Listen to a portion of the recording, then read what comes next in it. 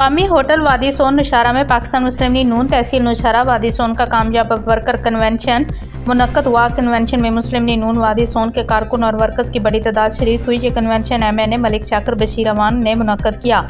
Doctor Ghaus Mohammad Khan Niazi सदर मुस्लिम league नून खुशाब मेहमान खसूसी थे। इसके अलावा साबक MPA मलिक जवेद इकबाल, मलिक साद, शाकर बशीर अमान और दूसरे रहनुमाओं ने शिरकत की। ये कन्वेंशन मुस्लिम लीग नून की तंजीम साजी के सिलसिले में हुआ।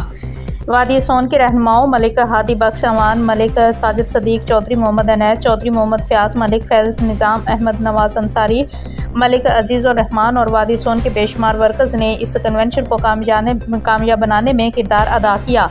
इस कन्वेंशन की खास बात मशहूर सियासी समाजी शख्सियत मलिक फैसल रियाज अमान की शिरकत और मुस्लिम लीग नून में शिरकत थी। इजलास में शुरका ने मलिक फैसल रियाज की आमद पर खुशी का इजहार किया। मलिक फैसल रियाज ने वादी सोन की तरक्की के लिए पार्टी के साथ मिलकर काम करने का अहद किया।